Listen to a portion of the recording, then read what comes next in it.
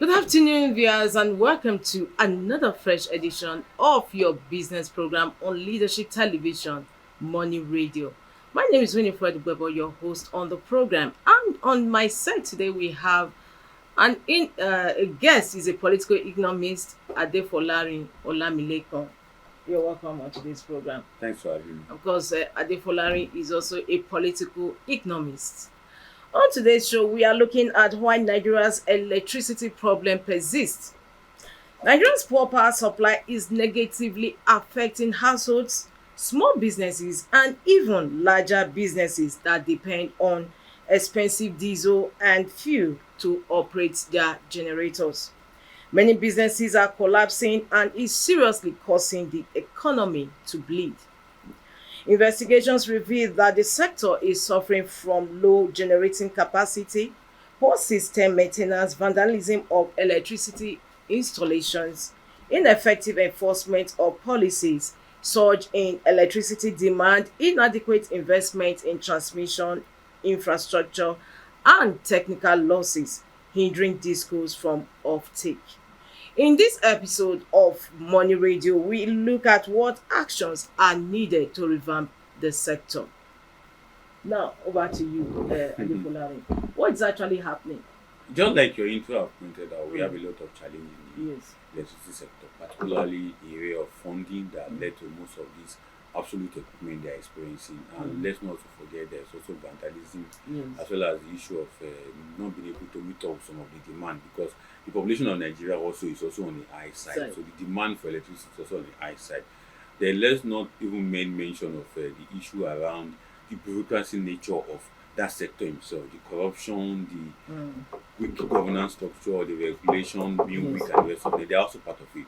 But we are just hoping that the current government can take a new leaf and look at that sector properly and look at the challenges that have been explained in the past and currently. For instance, the capacity of all our capacities as it stands today is just 13,000 megawatt that can generate. But the capacity to evacuate is less than 7,000. Mm. So if you now look at that less than 7,000, we still have a bulk of about 6,000 still available to be evacuated, but nobody can take it up because of lack of infrastructure to absorb the rest 6,000 that is available. So what many of us have been suggesting to government, how can we increase our capacity? How can we increase funding? Not necessarily funding in bureaucracy of it, because most times when we say funding the electricity sector, we are thinking of some funding the management setting, but not funding the core aspect of the electricity itself. So we just hope that government can take a new leaf and see how they can have an alternative review of how to ensure that the electricity sector is improved and enhanced for distribution, I mean from generation to transmission and to distribution, and to step it down to household and to businesses across the country. All right, thank you. Now, Olamilekan or Adefolari, in a country that is said to have a large deposit of gas that will take us tens of, about 60 years or more Exactly. to harness. How come we are still having problem of gas insufficiency for I think power? for me, it's not about gas insufficiency. It's also about opportunity that comes with gas. Now, there's pipeline that have been laid. There's also a current pipeline that's been laid across the country that's coming up to the north to service all the aspect of the electricity as well as household and the rest of them. But the challenge we have the gas sector supply to this thermal substation of electricity is because of the payment structure. Most times we hear NNPC and stakeholders in that sector complain that they are being owned so amount of money, and it's for business. So when you are owing people money, You will that know how to they will know supply them. exactly. Although another issue they normally raise is because of vandalism of those gas pipeline across the country. But the major things that I've discovered is the funding, the payment for those gases. That's why I see that those ones prefer to have that gas in place. Now, besides gas, what other mode of power generation do we use now up to date? We are still Is Nigeria using still dependent on hydro? Yes, we are still depending on hydro, although because of the heat in recent time, because of low water, it's still affecting. And again, because of the issue of whereby the propeller and the rest of those equipment in that particular angle is also considered to be obsolete. They are not internal with current reality. So they also complain that they are breaking down. That's why I discovered that when they say national grid collapse, they normally call from that angle. Then before they announce, okay, we also have issue of gas supply that is also hindering the electricity distribution and the rest of them in the country. Although we can also forget that even the vandalism we are talking about are two types. There is human vandalism, there is also natural vandalism. The one that happened this week is natural vandalism, because a lot of Mm, us take a look at the four tower that was destroyed. yeah. It can't be destroyed by human because of the Mm. way it was done. So natural vandalism in terms of a natural disaster, environmental, wind, storm, and the rest of them also cause it. Then human vandalism also comes into play. So vandalism is also a challenge, and stealing and theft of power equipment, the power material, transformers, and the rest of them. And let's not also forget the sabotage within the system Mm. also contribute to some of these epileptic issues that we are Issue of talking power. about. Now, Exactly. what about digitalization of operations? Because Adefola, we still have situation whereby, for instance, where I live close, they will tell you that, especially when Mm-hmm. it's raining Mm-hmm. seriously, Mm. they will tell you that okay, the rain has affected maybe somewhere connection somewhere. Mm-hmm. They are going to trace it, and Mm. sometimes it takes hours and even days for them to rectify it. It, And one begins to mm, wonder, in this era of digitalization, mm, must you have to go there to start tracing mm. where you have this spot, or Exactly. This to put it right?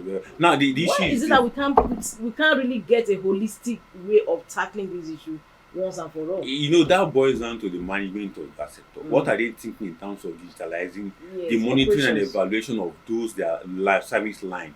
The 132 kVA, the 33 kVA, the 11 kVA, the 24, all the different kVA they have, all the service line. How are they monitoring it? So what they do is to do physical monitoring. So when Yeah, storm it's always come physical. and a pole fall, Yes. they don't have a Way of drone to knowing. go around and help them to check. Like what you are trying to say, Yes. can we have a drone that will go around and check? Can we also have a satellite images of some of those our service line across the country? They don't have it. So what we are now trying to say on this platform, can they invest in that angle? And it's not rocket science. They are not too expensive. Or even have maybe a way of knowing that, oh, maybe where what do you call it, substations, there's something, it Yes, shows now, that yes, something is it's faulty exactly. somewhere, but they just don't Because have because it. when They still go round on a merry-goose chase. Mhm. Oh, they are trying to trace where they have problem, and that, to me, It takes a I'm lot of always time. baffled that after all these years, it's still the same thing repeatedly. So what we are saying right now is what they need to do. Can they have a drone that will map out of all the service line they need to go around? Yes. A drone will just go through this area and quickly pick where pole has fall, where wire is falling. And again, most of these challenges doesn't happen at once. If you see a pole that fall, there is a signal, there's already an evidence that this pole will fall. Just go around the city of Abuja. Even as I'm on my way to your station here, you can see some wire dangling. It's an evidence that if a heavy storm come now, that pole or that wire will come down very soon. So they must have seen it, but they will not do anything about it. They will just be waiting. No, don't worry, it's this good. But what I'm trying to point out, before we get to the point that this pole fall, there's evidence that this pole is already shaking. There's evidence that this wire is already out of the balance. So what should we need to do is to quickly have our maintenance men go and fix it.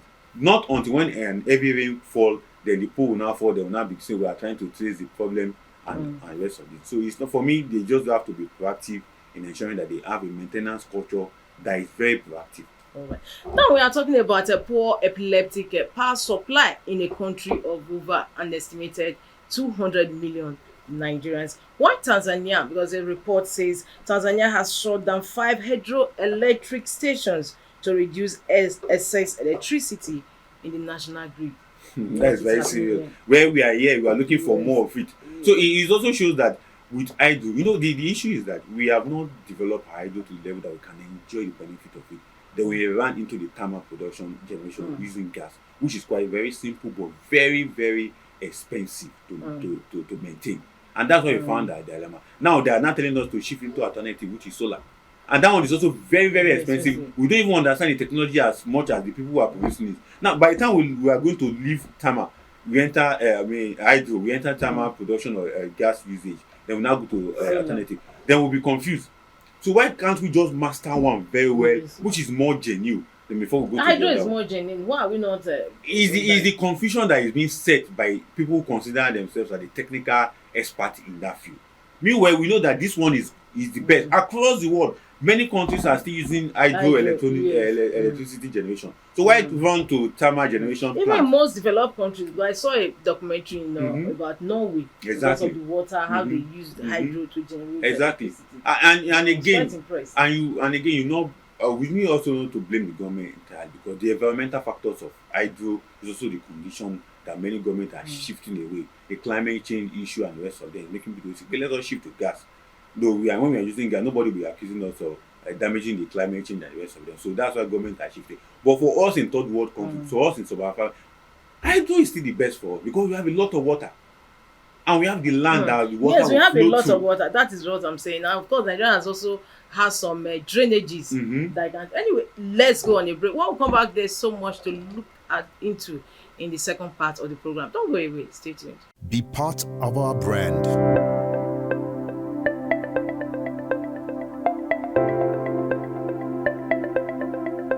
Leadership for God and country. Welcome back. In case you're just joining us, the program is Money Radio, is reaching you on Leadership Television. And on today's topic, we are looking at why Nigeria's electricity problems persist. Why Nigeria's electricity problems persist. My name is Winifred Weber, your host on the program. And of course, I have my guest in the studio, a political economist I have mentioned earlier. He's Olamilekan Adefolari. Thank you so much once again. Now, before we went on break, we were looking at what can actually be done. You were, saying something about.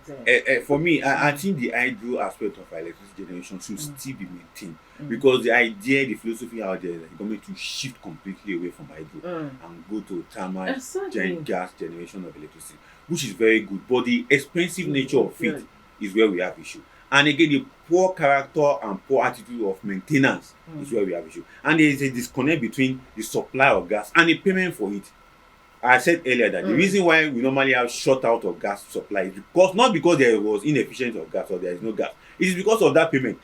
By the time they begin to roll out how much all the generation companies are owing the gas company now, you begin to show. But they are generating, they are making money. Then the generation company will tell you, no, transmission company is owing us. These schools are owing us. Then you now see the challenge of this aspect. But they are good. You can also go for the gas generation of electricity. But hydro is still the best because it's the natural form of electricity generation. It's cheaper. Rainfalls and a lot of water. All the flood water we are using that is destroying our people over every year. It's just for us to gather it, channel it into a bigger dam and make use of it. But government over the years have been very reluctant. They are very recalcitrant in terms of looking at proper way of using electricity to empower the economy. Because what is killing and making the economy to go this backward is because there is no power to support it. Yes, and just like we are still on the topic of power issue, epileptic power supply in the country. There was a report that PZ Kuchins is also exiting the country after how many years? So, is there no end in sight to this? We are having multinationals exiting our soil. Exactly, they will go. And of course, we all know the implication of that. Exactly, they will go because they are the OPS means the operational expenses is beyond their target. What they are spending more to maintain to produce. Yes. So one of the biggest means whereby they are spending is on energy. So they can't cope with that. So they want to go. So although I have another argument against such individual companies that over the years 45, 50 years, I've been saying, why don't you invest in alternative energy to help your company to survive? Why is it that after you have made, because one thing is that they are not leaving the entire Nigeria. They are just going out to go and search for where they can get the production more cheap. In other words, they are going to another African country. They will go there, produce cheaper and But import. Nigeria has the largest market. Why are they not looking at it look at it? The market will be there. The So consumption. we also had the multi-trades also saying the same thing. They have also actually increased their tariffs. Exactly. Although that one because favorable. they don't have competitions. If they have competition, they won't go. That's for me on that particular multi-choice. If they have PZ own is because for multi-choice they don't have competition. Nobody is competing with them. But for PZ they still have local companies that are still competing with them. You can't already put what they are producing. But the challenge they have been able to identify is that because of the power sector not being enough, so that because they are spending more on diesel and the rest of them. But we also challenge them, they would have invest in alternative energy source to help them to produce their product. But we also know that they are not going entirely. The Nigerians see their market. Yes. They're only going to where they can produce cheaply, import it into the country, pay lesser tax, not recruit anybody, not pay salary much, but just get some warehouse and distribute. And then bring it back to the country. Yes, that's what they want to do. Unemployment, Nigerians are already. They will be out of the employment rate, and government will earn less tax from them. That's what will happen. Now, Olamile, so much has been said, even the problems identified in Mm. the power sector. Mm. How come we are still in a circle, no solution, no way forward? We are still where we are. First is because of the political will of the government. I want to find out, is it that there is a cabal in the power sector that federal government cannot actually go out to stamp his foot and say this is the way to go? I said the political will. If the government have a political will, they can stamp out any cabal. But when the political will is not there, they can't stamp out any cabal. Now we are hearing they want to unbundle the 12 discos that they should take them over. They can they really do it when the owners of the discos are political elite and political exposed individual who we know that participated in different elections to divert the government into power. But for me, it's all about political will. If the political will is there, the government can get it done. So what is the way forward? Time is running out against us. I think I will repeat it. Political will of the government to ensure that the right thing is done. That's all. Political will. All right, thank you so much. This topic today is not exhausted because it's still an ongoing issue. Unfortunately, time is no longer on our side. We are ending today's program.